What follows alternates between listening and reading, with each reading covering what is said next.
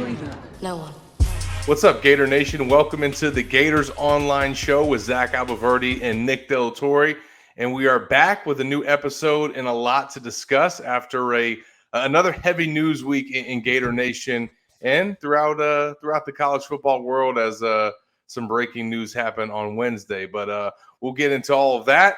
We'll get into the latest with Florida football as Phase 1, the foundation, has officially started for the offseason. The transfer portal is closed. The roster is set, we think, for now. And we got a lot to discuss on today's show. And we will also have a guest that I think all of you will want to hear from, and that's Florida quarterback commit DJ Lagway. So looking forward to bringing you all of that on this week's show. Nick, how's your week been, my friend? It's been a very busy week.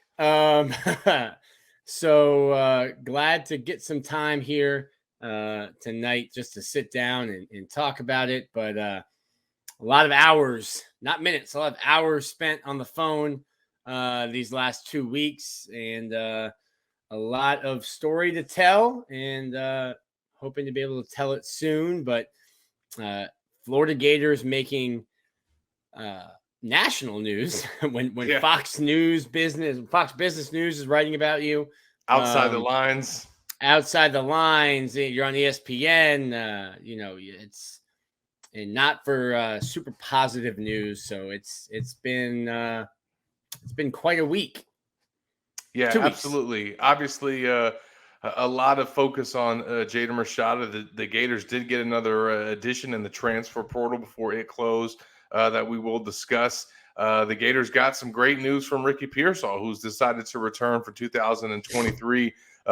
Whoever the starting quarterback is going to be, they're going to get the Gators' best weapon back. So that's huge for Florida.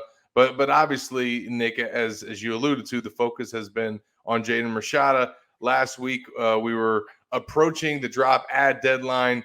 Things didn't look great heading into the end of the week. And as we went through the weekend, we knew officially that deadline was missed.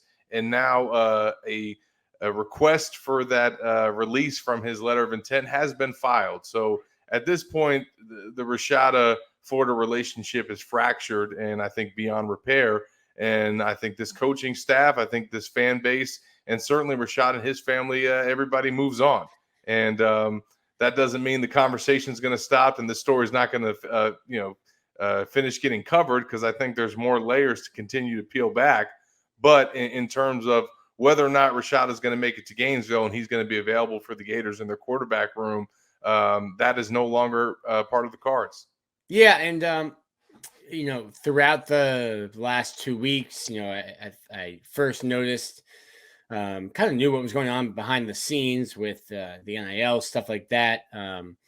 But first noticed, he wasn't there Sunday as the Florida, players, mid-year enrollees started to trickle in and were shown on social media, and then followed up on Monday and then Tuesday. And okay, well, this is getting strange. And I think you hit the nail on the head. They're just at a point now where it's gone on to this extent. So many things have happened behind the scenes that I think at this point it's best for both Jaden, his family, and Florida to cut ties. Florida has 30 days to respond to that, waiver to get out of his NLI. I don't think that Florida will try to hold Jaden Rashada hostage, and I think right now. You're going to head into the season with the law firm of Mertz and Miller, competing for the starting job this spring, and we'll see. May the best man win there. Now, again, the transfer portal is closed to enter your name, but the players that remain in it, more than 800 players remain in the transfer portal right now. Those guys can still commit and go to schools. It would be tricky to get a guy in much later than within the next couple of days, maybe up to like the 23rd. Might be tricky to get guys in for the spring semester.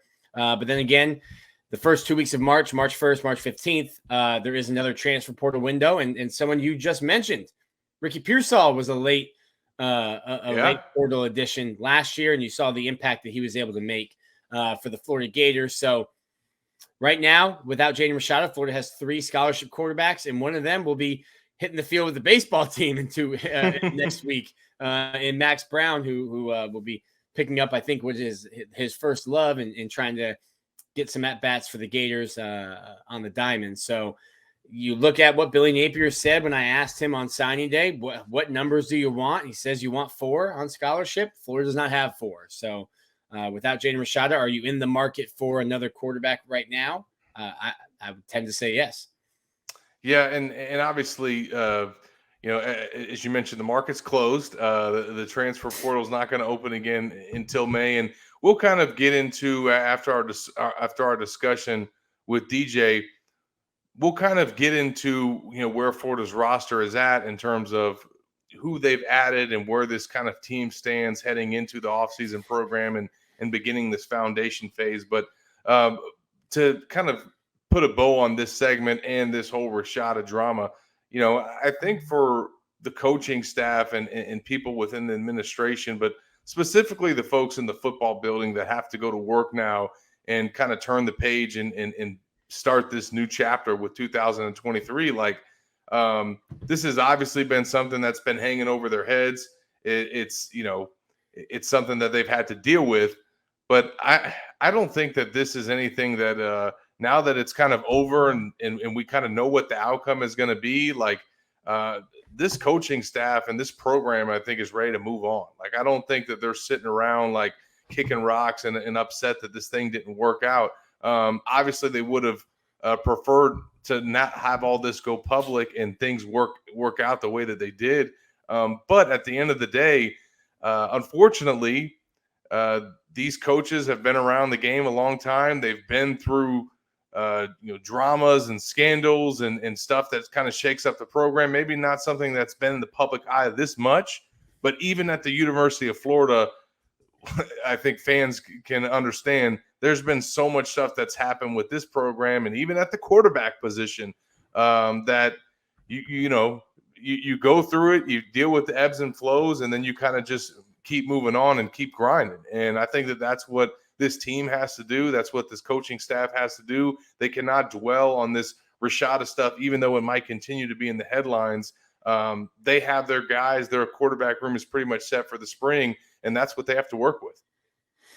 Yeah, there's a lot of among Gator Nation, well, what about this guy? What about that guy? And a lot of, as I would say, quoting the 10 Commandments, thou shalt not covet thy neighbor's quarterback. And I think right now, at least going into spring, you've got your quarterback room set, and it is what it is. You were supposed to have another one that has played out poorly, and now you won't. So I think you just need to let the spring play out, see what Jack Miller looks like, see what Graham Mertz looks like, and I'm guessing Max Brown won't be playing much baseball once spring camp starts. That his services will be needed over at the football fields more so than the baseball fields.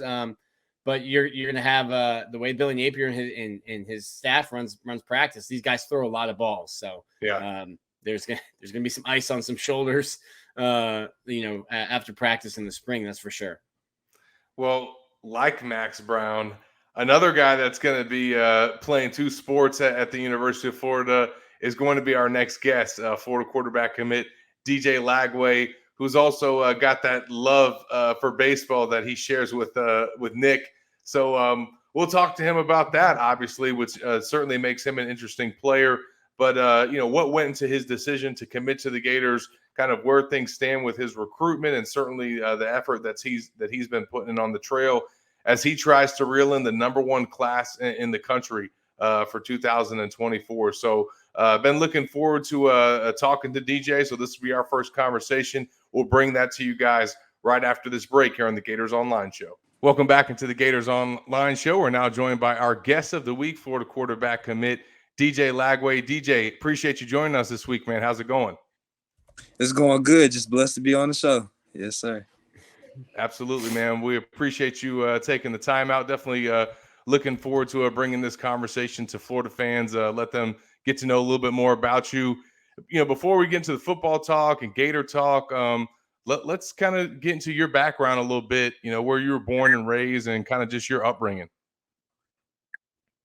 Yes, sir. Well, I was raised in Willis, Texas, you know what I mean? Just always just been playing all the sports, just enjoying it.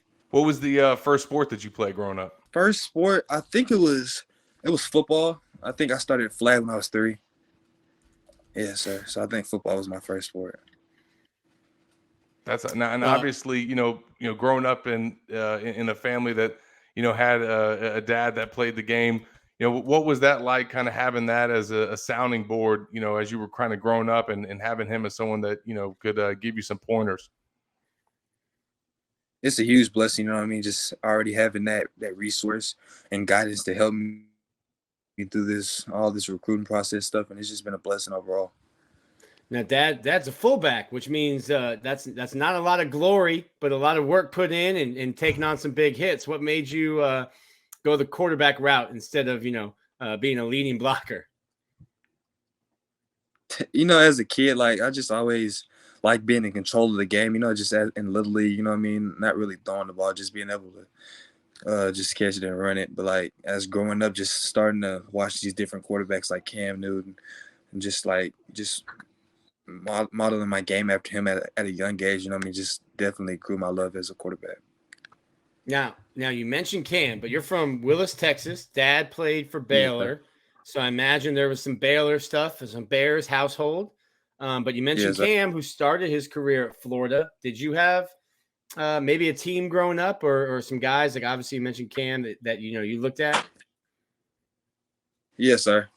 Yes, sir, most definitely. Just growing up watching RG3 as well, what I mean? So it's always been a blessing, meeting him, what I mean? So I've just been blessed to meet a lot of great players, a lot of Baylor legacy players as well. That's awesome, man. Now, before we get into, your recruitment, your decision to pick Florida, when did recruiting even become a thing to you? When did you know what an offer was? When did that become a goal that was something you started striving for? I'd say probably my 8th grade summer when I got my first baseball offer. That was really my first overall offer. So that's really what got me started, just knowing what the offer was and really just knowing what the work putting in, you know what I mean? But my first football offer was the summer of my 9th grade year. So that was when I got my first football offer. And who was that from? It was from Baylor. I got my first offer from Baylor. Yes, sir. That's awesome. What was that moment like for you, just getting that, and especially given the family ties? No, it was surreal. You know what I mean? It's always been a dream come true. Actually, I was talking to one of my teammates actually that just got his first offer. His first 2 offers actually from Florida this week. So I was talking about him just, remembering my moments of getting my first offer. So it was a surreal moment and something that I'll never forget. Is that an I made it moment, and I think just, watching you and your story a little bit from the outside, was that more of just okay, they're noticing, but the work's still not done?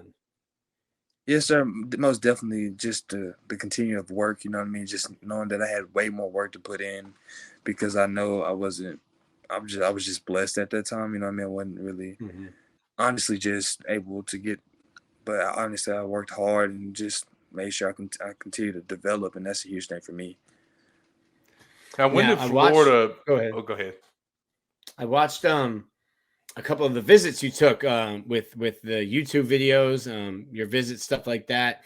I wanted to know a little bit about your guy, Joe Hamilton, a fellow Texan. He it seemed like he picked you up when you were in Gainesville, and just a little bit about, everyone kind of talks about, Billy Napier or the coaches, but there's a lot of support staff that are also part of the family at each school. So tell me a little bit about Joe and that relationship. I have a great relationship with Coach Hamilton, you know what I mean? We talk ball all the time, almost every day, you know what I mean? Just trying to figure out who we want to bring on the team with us and just trying to overall help me recruit and just helping me get to know some of the recruits that they're looking. Me and Coach Hamilton, we just get along so well. I have a great relationship with him. You know what I mean? And it all goes back to just having those Texas ties. Awesome, man. Now, obviously, Joe, part of the Florida staff. When did the Gators kind of come on your radar? What was your initial impressions of the school, and what was it like initially getting to know the staff and the coaches and them as an option? I've kind of had a relationship with the staff, especially Coach Hamilton, when they were at Louisiana. You know what I mean? I had a little relationship with them at the staff, and it definitely took off when they went to Florida. So that's when I really started to build that relationship with Coach Napier. You know what I mean? So it's just been a great experience just overall in the relationship with those guys and just continue to grow forward with it. Is that kind of the reason why? I mean, there's many reasons to pick a school between academics, relationships, depth chart, fit, all kinds of things. What ultimately made you pull the trigger for Florida in December? Just really the coaching staff, you know what I mean? I have, like I said, have a great relationship with those guys, and just Florida always being my dream school as a kid, you know what I mean? Just seeing that blue and orange always got me excited. And, and a guy once told me, if that's your dream school, why wait? You know what I mean? So I took the opportunity and I ran with it. Now, how long did you know that Florida was your choice? I knew about a couple months beforehand, you know what I mean? Just really, I wanted to take a couple more visits just to really make sure that was the place for me, and just wanted to talk to God about it and just make sure that it was the place for me.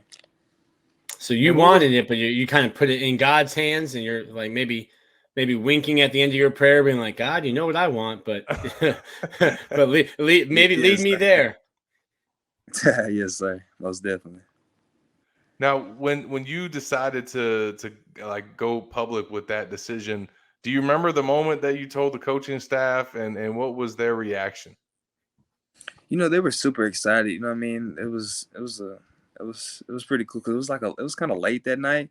I gave Coach Napier a call. You know what I mean? And just really just kind of explained to my parents that this is the decision we're gonna make. You know what I mean? So just really it was like a late night call. I gave him. He answered, and I just let him know. So it was pretty surreal. Now, obviously, Coach, one of several people on the staff that you talked to during this process. What was it like getting to know Billy, not only as a head coach, but as a man and someone that you'll be working with directly since he coaches the quarterbacks? Yes, sir. He's a real down-to-earth guy. You know what I mean? I feel like he's going to keep it straightforward with you. And I definitely just want to get developed by him. You know what I mean? So I've sat in the QB rooms, just meetings, I just want to learn from him. You know what I mean? He's a very intelligent football guy, he knows his game. So I'm just excited when I get there to learn. You're your own quarterback, but did seeing Anthony Richardson last year with your running ability and your arm strength, did seeing how they used him, could you maybe envision yourself like, hey, I think I can do this, and these might be some of the play calls that they would have for me given my skill set? Yes, sir, without a doubt. You know what I mean? It was a great indicator for this season just to watch AR operate in the system, because definitely one of the most similar play styles in college football that's compared to me in the backfield. That's awesome. And then obviously, you look at Florida season, not the season that they wanted without a doubt. But they've got guys like you and certainly a bunch of players that they signed in the 2023 class that have bought into this program. What do you feel like the future holds, just with some of the guys that have signed and enrolled, and then certainly some of the players like you that they have committed for the future? I'm really excited what the future holds. You know what I mean? That's what I've been saying in all my past interviews. Just like, I definitely just wanted to be a part of what Coach Napier is finna build. You know what I mean? So I'm just excited to see where this program heads, and I'm just thankful and honored to be a part of it. And then you're on record. You're on record saying you're coming for that number 1 class next year. Yeah. Oh yes, sir. Without a doubt. Yes, sir. So that means, and I see you on social media. You're sending tweets. You're talking to guys. I'm sure you're talking to guys that you've had relationships with as well. Do you have a hit list? Who's on DJ Lagway's list of, hey, you need to come join me because together this group that we can build can be something special? Really, right now I'm just overall looking at a overall perspective. Right now I'm trying to really get some O-linemen.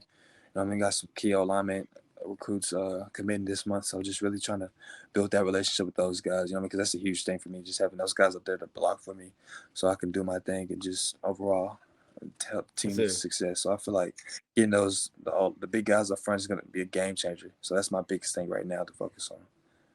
That's smart. That's smart. They keep your jersey clean. Make sure you bring them with you. Yeah. And DJ, when you go about trying to recruit some of your peers, like, what's your approach? Are you hounding guys a lot? Are you like subtle with it? Are you just sending them stats and facts? How do you come at them?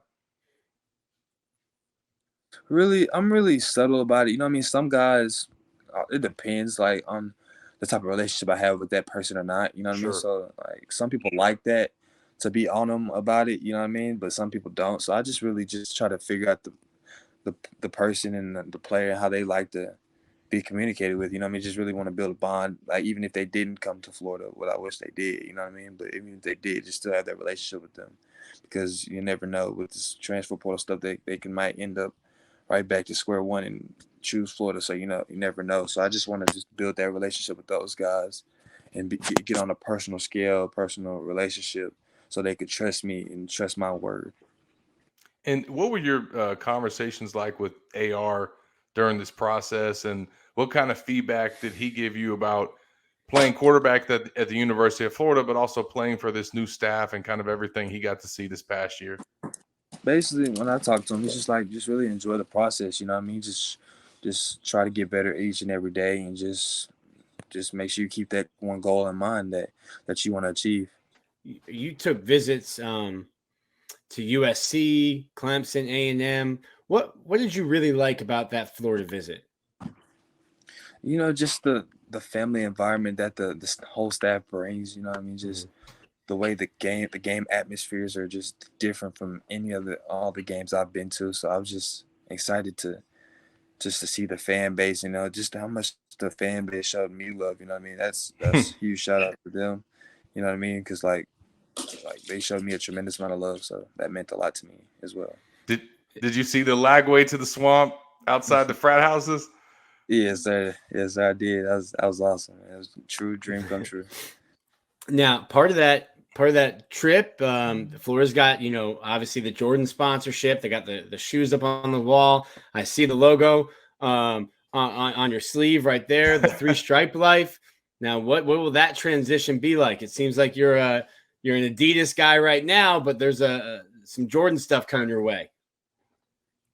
It really don't matter to me. I wear whatever brand, So it's I'm just really excited to get down to Gainesville and just get to work, right away. Come trying to compete for the starting job and just try to be a day one leader and try to lead my teammates to success on and off the field.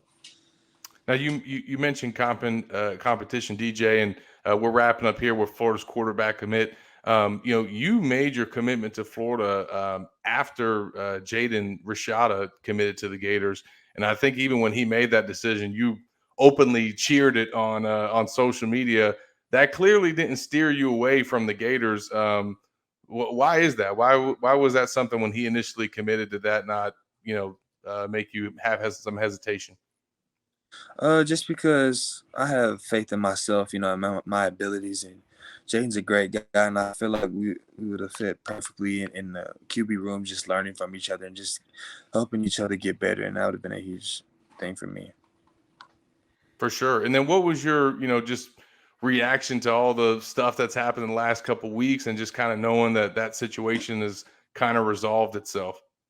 I just wish the best for Jaden and his family. Jaden's a really nice dude. I met him at the QB retreat, so I had a great time with him. So I just really just wish him and his family the best. And then obviously, go ahead. I was going to say, while we're on this topic, Florida fans would be beating me over the head if I didn't ask you. I'm sure you've already gotten a bunch of people offering to take any online classes that they can to get you to reclassify. Is that something that you've even considered? Is that in the cards at all, or is that something you haven't even thought about yet? No, sir, that's nothing I've thought about. I'm just really focused on my senior season with my high school guys. It's gonna be my last ride with those guys I've grown up since first grade. So I'm just excited to play that season with them, and then that's when the real work starts. No doubt. And what does this senior season mean to you? I mean, last year you had to deal with the ankle injury, and you missed the last game. Zach and I were trying to come and see you for your last game, but there was some crazy rain that Friday, and you weren't playing, so we didn't get to see it. But what does this senior season mean, especially considering what you had to play through last year just with the ankle? Man, it means a lot. I just want to leave off on a great note. Just give what my town and my community so rightly deserves. And that's winning. So I just want to be able to leave off on a great remark. The last one for me. Listen, I gotta get my baseball question in here, Zach. We gotta talk. We gotta talk some baseball.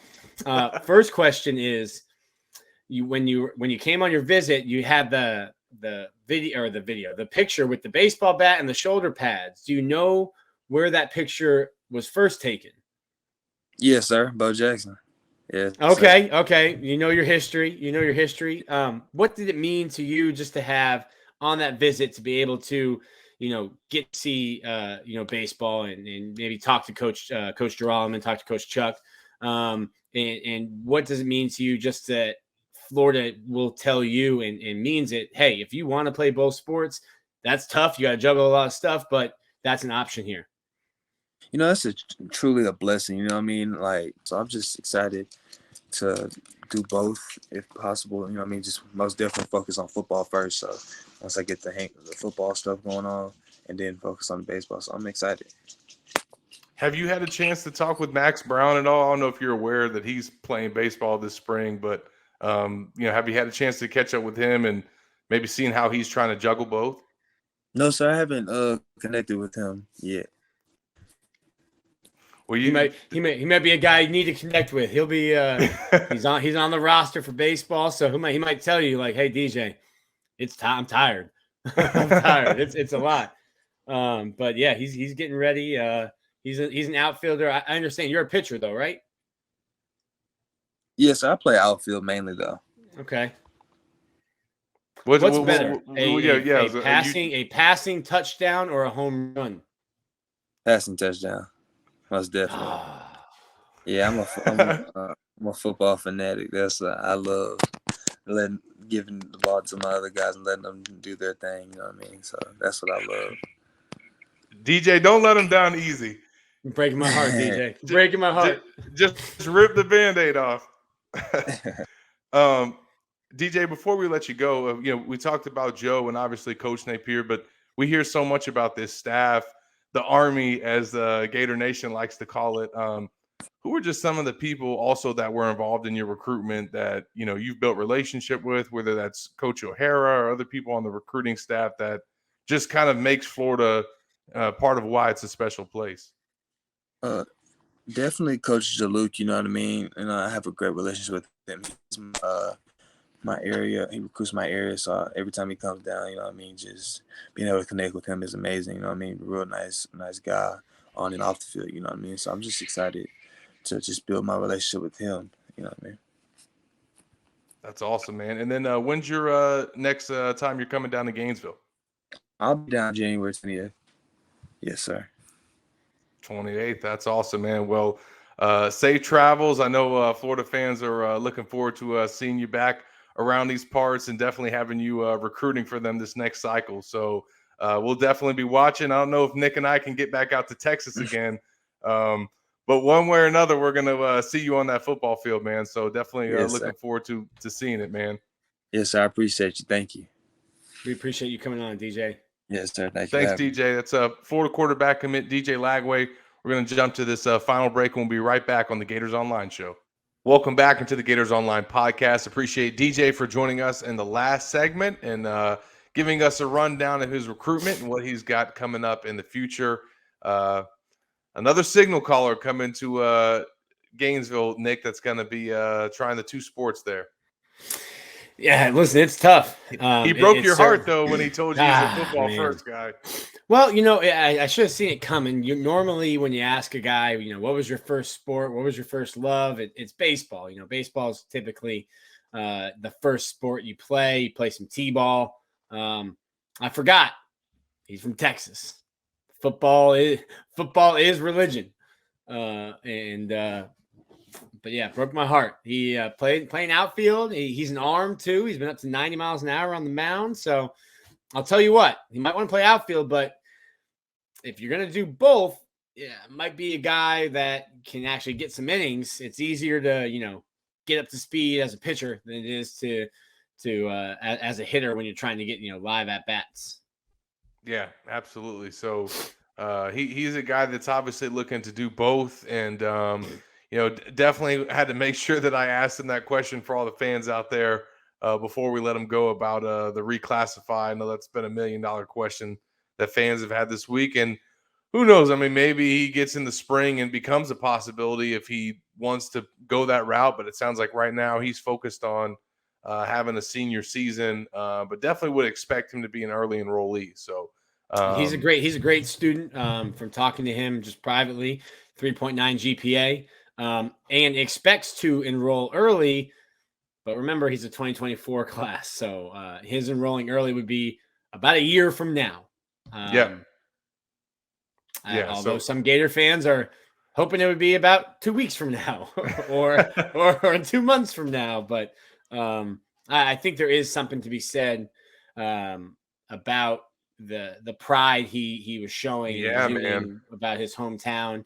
Like he said, the guys he's been playing football with since he was in first grade. Nothing against my alma mater at St. Thomas Aquinas, but we had guys from all over the place. Not really, guys that didn't grow up knowing each other probably until they enrolled as freshmen. So there's something about that, about pride and where you're from, your hometown, your school, and wanting to bring them a state championship. So the best of luck to him. And I'm sure you and I will definitely be following, but I'm sure Gator Nation will be following Willis, Texas high school football next fall.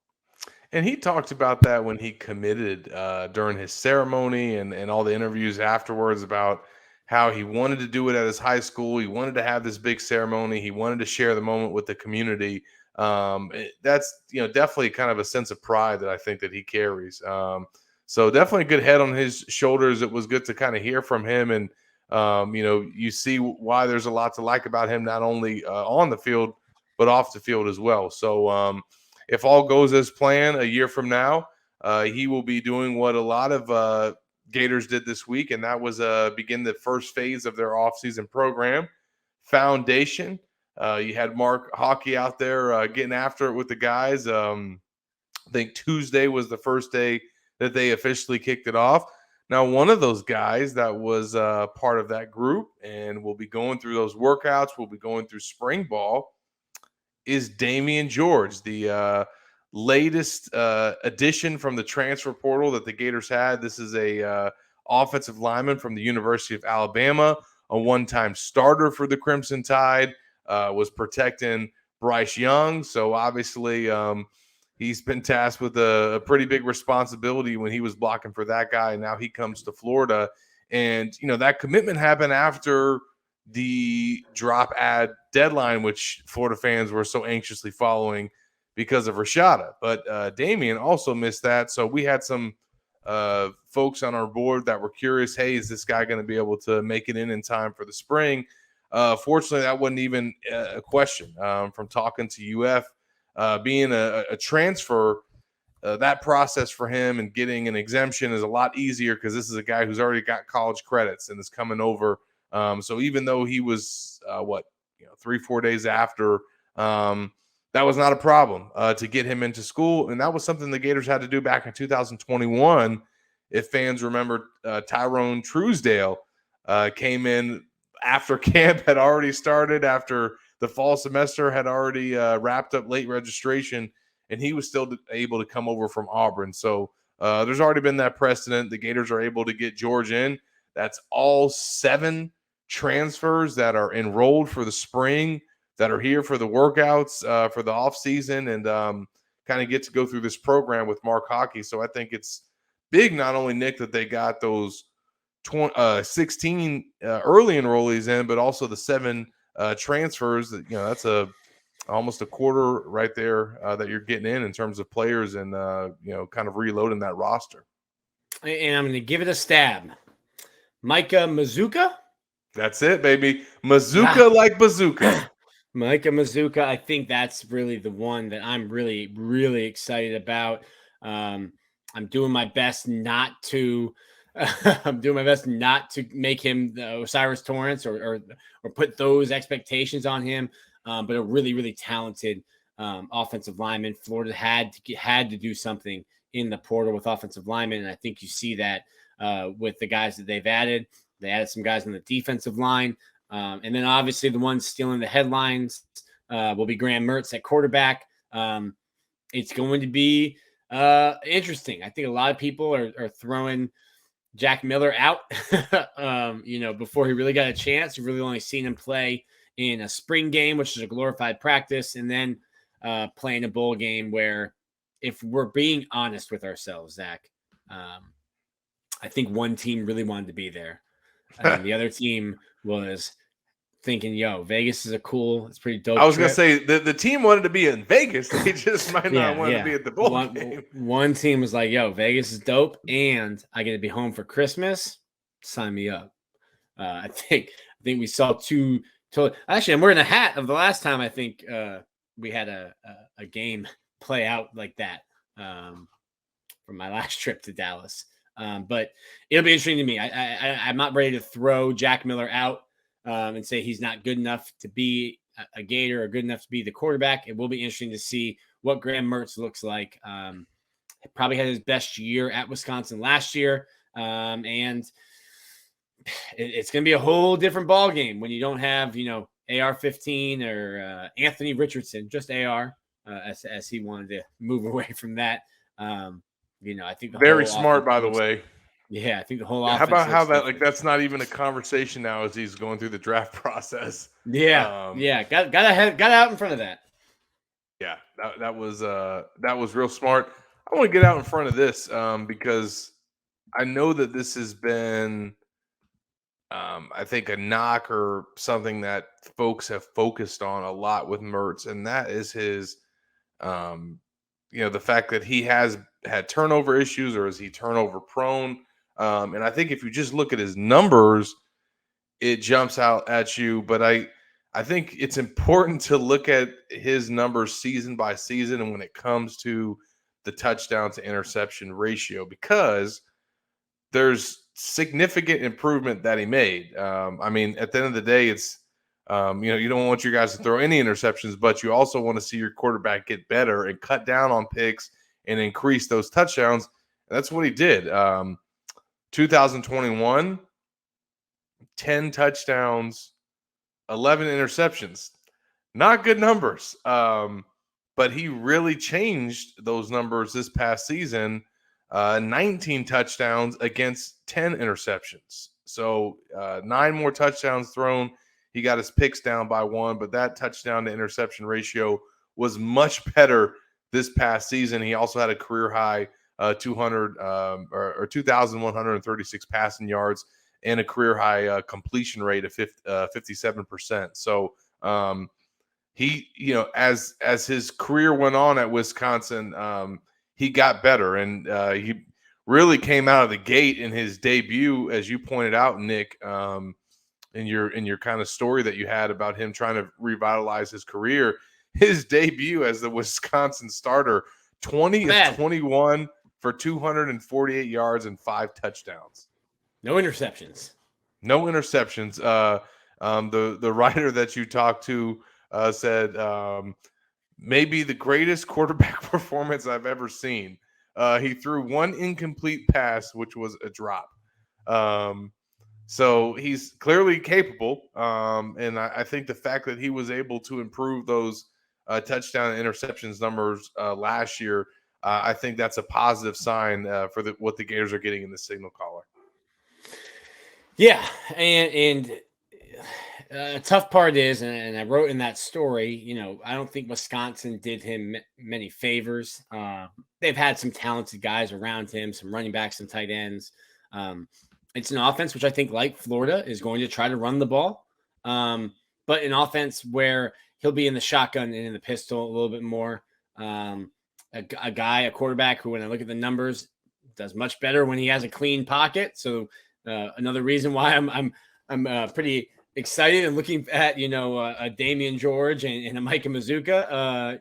Need a clean pocket if he's going to be your guy. And the tough part for me is that he's had 3 different offensive coordinators, 3 different position coaches. That's not a recipe for success.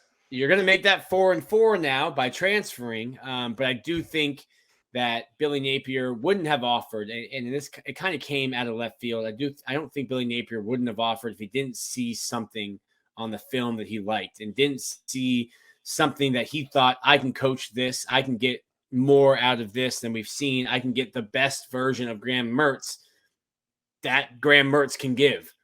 So I know fans weren't super thrilled about it before, but I guess at this point, what can you do if you're a fan other than trust your head coach and trust his ability and his eye for talent? And I don't know, maybe support the players. Oh, no. It's a novel concept. Gotta get these Twitter jokes off, Zach. Yeah. I also think, look at the offense, right? You got Trevor Etienne, you got Montrell Johnson, you got your top tight ends back, all of them.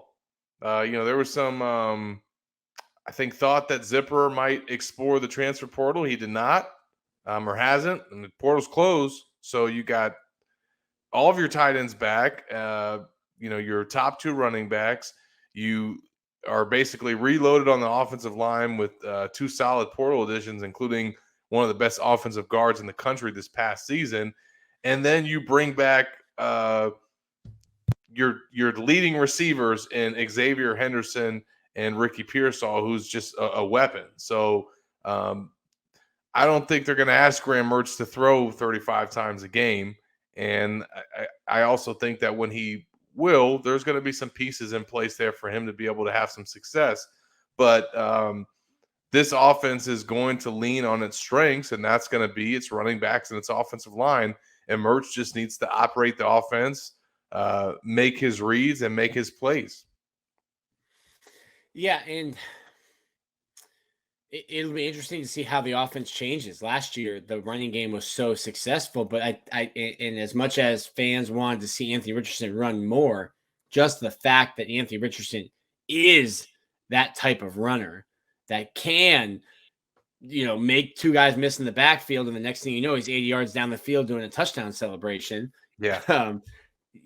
That opens up, forces you to play 11 on 11 and opens up things in the running game. You saw when he wasn't able to play in the bowl game, and granted, there's a lot of stuff going on in that game, the running game couldn't get going. So you're going to have different schemes and different ways that you attack the running game, because even though you only have 3 guys on scholarship in that room, 2 of them ran for damn near 1,000 yards each last year as a true sophomore and a true freshman. So that is the strength of your offense in my mind right now, before spring football, before we really get a good look at these guys. So to me, you got to find ways to have a successful running game when your quarterback isn't running or capable of running 24 miles an hour on the football field. Although Florida fans were quick to point out when they felt like Anthony was not running enough or hard enough or trying.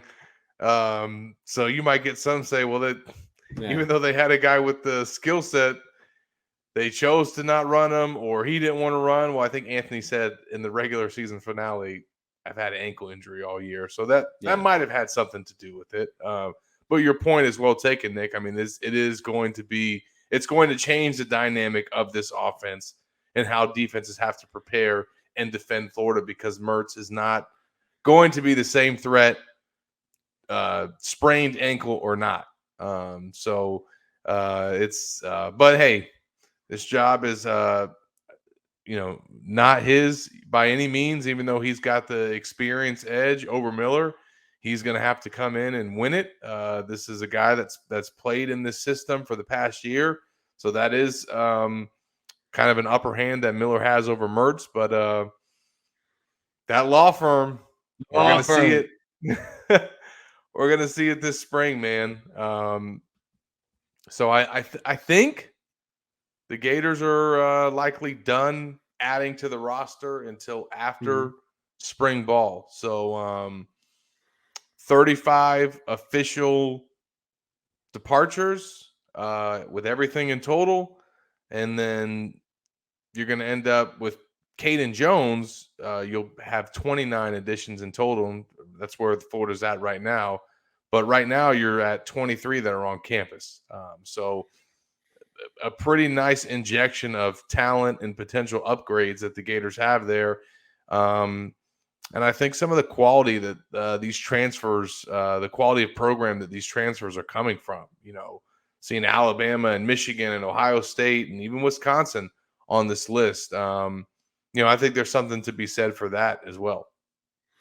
Yeah. And you'll see from other fan bases and maybe even from some people in the Florida fan base. Well, if a guy's leaving Alabama, there's probably a reason, and I don't want him. And it's like, well, listen, don't get upset about not landing guys in the transfer portal. If the guys that you are landing, you're saying, well, if they were any good, they wouldn't be leaving these schools.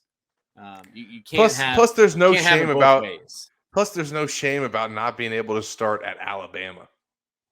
Well, I remember, so Deuce Spurlock, I wrote a story about what are the Gators getting in him, and they go, he played 3 snaps last year. I go, as a true freshman on a playoff team, what was a true freshman linebacker on a playoff team realistically going to do? They've got some guys there that had a bunch of tackles, some older guys. So when you're talking transfer portal, it's going to be guys that maybe didn't have playing time, and they're looking for new playing time. I mean, you look at a guy like Hendon Hooker, had an okay career at Virginia Tech, goes to Tennessee, new system, new coach, new environment, fresh start, was a Heisman contender before blowing his knee out. So not saying that's going to happen. I know there's the hashtag Mertz Hive on our message board, calling it Mertz the season. Mertz season, Mertzman. We also had KC come on the board with the Mertz so good. Come on, baby, making Mertz so good. Zach, you got to make people pay for that singing. Listen, subscribe to Gators Online, baby. He'll sing for you every day. So, well, Zach, again, we've had drama all week, 2 weeks. I very tired. Made a comment as we saw Cormani McLean, the entire Miami coaching staff drives up to Lakeland in the caravan. Cormani's not there. Rumor that he was at Boulder, seeing Dion and the Colorado Buffs. Cormani posts on Instagram that he's in Tampa. Very easy to post on an Instagram that you're in the world. It comes out that wasn't in Boulder. And then on Thursday night, January 19th, in a far less shocking announcement than when he originally committed to Miami, Cormani McLean flips his commitment to Prime, who is currently peacocking all over social media. I saw a tweet from him. I saw a tweet from Barstool Colorado. I will say this. Watching this recruit drama from the outside, much easier and much more enjoyable than being in it. Yeah, it's think about Miami fans. They've had to go through this twice. They've lost their 2 biggest recruits twice. As Florida fans have had to go through this Rashada stuff. They went through it with Rashada and now Cormani. So, look, I guess in hindsight, maybe it was good for the Gators that Cormani didn't commit to Florida. Otherwise, he would have done them dirty like this at the end.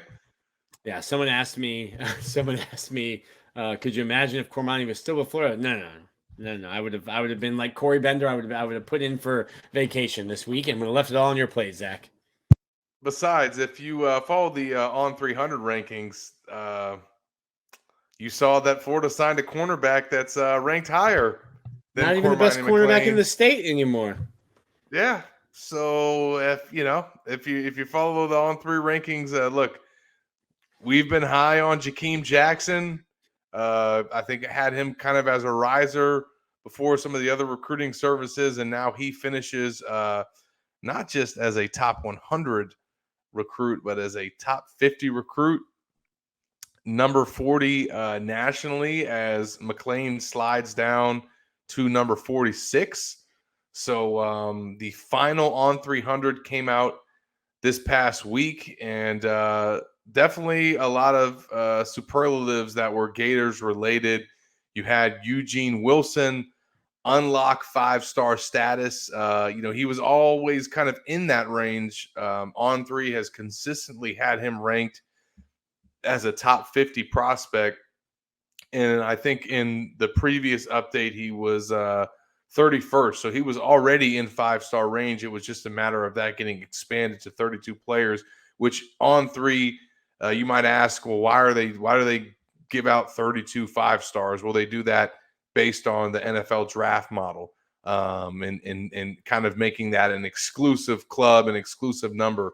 So Wilson is part of that, and he is one of 3 top 50 signees for the Gators. The other one, along with Jackson, is Kelby Collins, who jumped 83 spots in the final rankings from On3 after earning Under Armour All-American MVP honors, and really just putting on a show throughout the entire week. So that's the first time that a recruiting service, any of them, ESPN, Rivals, 247, this is the first time that a recruiting service has had 3 Florida signees ranked in the top 50 at the end of the cycle since 2014. It's been almost a decade since the Gators signed 3 top 50 recruits. So kudos to the staff.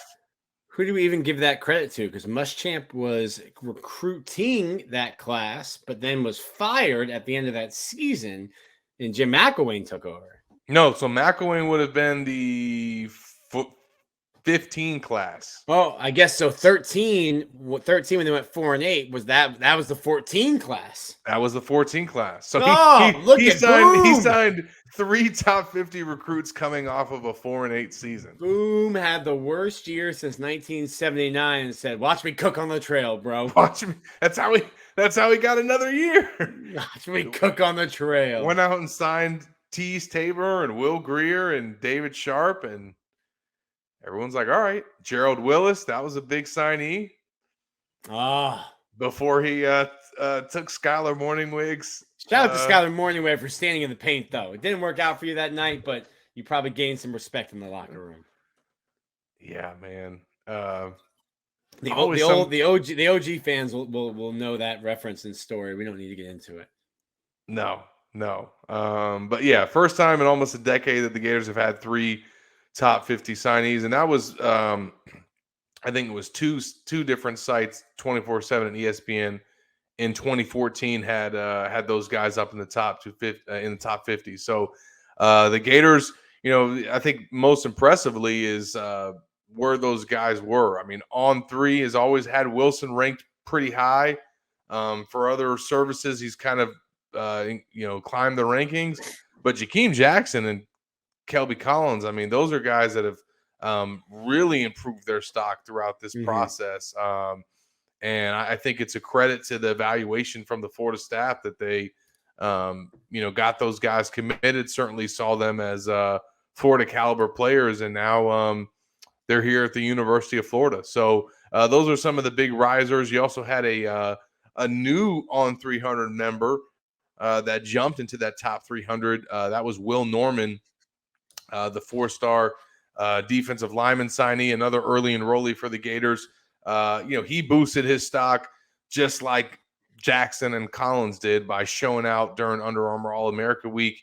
He was kind of one of the top performers after each day of practice. So his inclusion in the On 300 gives the Gators half of their signees, 10 of the 20 in that group. So what you want to have, Nick? Yeah, you're gonna, and we've talked about this, that this was not a quick rebuild. Billy Napier is a program builder. If you were if you thought the program's health was in a position where it could be turned around overnight and win right away, maybe you hire, a Brian Kelly, but you hired Billy Napier for a reason. The program, the last 3 years between the 2020 year where, things went haywire off the field, and then you're starting to lack discipline. The recruiting's not going to be where it needed to be. You hired Billy Napier for a rebuild. And I think we might have been kidding ourselves if we were thinking, that Florida was going to be a quick rebuild. And sometimes you got to tear the whole thing down, Zach. You got to tear the whole thing down to the studs, to the foundation, before you build it back up. And I don't know what that means for us covering this football team in 2023. Just hope to get back to a bowl game. Well, one thing that's for sure is we're in the foundation phase. Hey! And before we close out this episode, I do want to have you mention your story, an interview that you did with Ben Chase this week, because obviously NIL has been a big topic. And the Gators have a new director of NIL strategy, who I think many college football fans became familiar with this past season. But let fans know a little bit about Ben Chase and that story. They can go read at Gators Online. Yeah, as the Ben is rose to some Twitter fame when he decided to break the record for most football games attended in a single season. He set his record. He set his eyes on 60, ended up at 77 games this year, driving around in his white minivan, nicknamed Betty White. Needed a whole new transmission, drove over 60,000 miles. I think one of the coolest things that I've known since talking to Ben back in August, September, really. He applied for this job at the University of Florida in August. And if Florida had gotten back to him prior to September, when he started driving and doing this, it started with week 0. The trip would have never happened. Ended up interviewing for the trip somewhere in the Midwest. He couldn't even remember which state, in a questionably clean shirt. When you're living out of your car and driving around the country, your shirts are typically questionably clean. And interviewed for the job and got the job. Ben is not just a guy they hired because he was, Twitter famous, something really cool and Twitter famous. He is a Florida graduate, went to George Washington Law School when they were a top 20 law school in the country. He's a licensed to practice law in the state of Florida, and right away out of law school, he partnered up and got into the NIL space. He and the company he worked for helped launch 7 different collectives and NIL organizations with Gonzaga and Tucson, to name a few. He's young. He's known in the NIL space. He has new ideas. And I think the biggest thing that Florida needs is to continue to educate people. You and I, and probably the members on Gators Online, we might think we're the majority, but Ben, from going through and traveling to all these games, talking to people at tailgates, they don't know what NIL is. So it's educating donors at the University of Florida what you can do, where this money is going to go, how important funding NIL and funding people like the Gator Collective and like other organizations is to a football program. So I think getting some new life in that organization, in that office is going to be huge. And I think you'll see that Ben is passionate about his Florida Gators, and he's passionate about name, image, and likeness. And I think it's a good fit for Florida. No doubt. So if you haven't already checked out that interview, make sure you go to Gators Online and do that. And make sure that you stay locked with Gators Online, as the Gators will have another Junior Day this weekend. We will continue to track any other transfer news that still pops up now that the portal has closed. But look, the Gators are on the grind now. Foundation is officially set in. This Rashada stuff is worked itself out for the most part. I think the only thing left is that letter of intent for him to be released. So we wait on that. I think maybe by the time we're doing an episode next week, that may have already resolved itself. So we'll continue to follow that. We'll continue to follow where this football team is at, and also where this basketball team is at as they go through SEC play. And appreciate DJ Lagway for joining us this week to catch us up on his recruitment. For Nick Del Torre, I'm Zach Alpert.